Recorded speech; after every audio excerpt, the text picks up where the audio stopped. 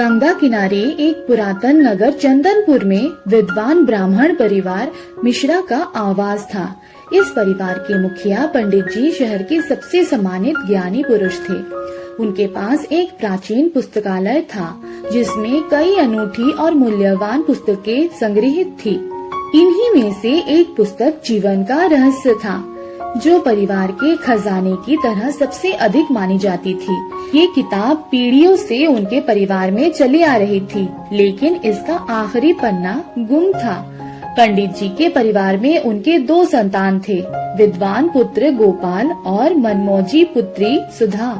गोपाल हमेशा पिता के साथ रहते हुए पुस्तकों की गहराइयों में छिपे ज्ञान की खोज में डूबा रहता था, जबकि सुधा को नदी किनारे चिड़ियों के साथ खेलना, गीत गाना और प्रकृति के सानिध्य में समय बिताना पसंद था। एक दिन पंडित जी बीमार पड़ गए। उनके अंतिम शब्दों में उन्होंने कहा, मेरे जीवन की सबसे बड़ी अधूरी इच्छा ये है कि मैं जीवन का रहस्य पुस्तक का आखिरी पन्ना ढूंढ नहीं पाया। उनके देहांत के बाद गोपाल ने इस अधूरी ख्वाहिश को पूरा करने का संकल्प लिया।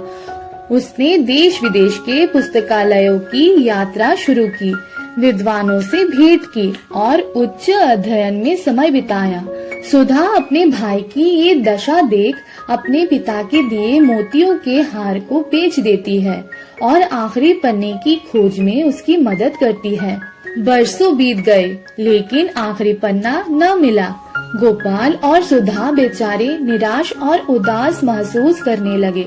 एक दिन सुधा अपने पिता के शांत कक्ष में सफाई करते समय वो पुस्तक जीवन का रहस्य को धूल से साफ करती है। तभी एक पुराना कागज उसकी गोद में गिरता है। वो कागज की पर्ची निकलती है, जीवन का रहस्य का आखिरी पन्ना। सुधा दौड़ती हुई गोपाल के पास जाती है और उसे वो पन्ना दिखाती है। वो पन्ना पढ़ते ही गोपाल की आंखों से आंसू बहने लगे, क्योंकि उसमें लिखा हुआ था, जीवन का असली रहस्य ज्ञान या धन में नहीं है, बल्कि अपनों के प्रेम और साथी के सहयोग में है। जो सुख प्रकृति की छोटी छोटी चीजों में है, वही सच्चा धन है। जीवन की सबसे बड़ी समृद्धि सांसारिक ज्ञान या भौतिक धन नहीं, बल्कि प्रेम, संबंधों और प्रकृति की सरलता में निहित है।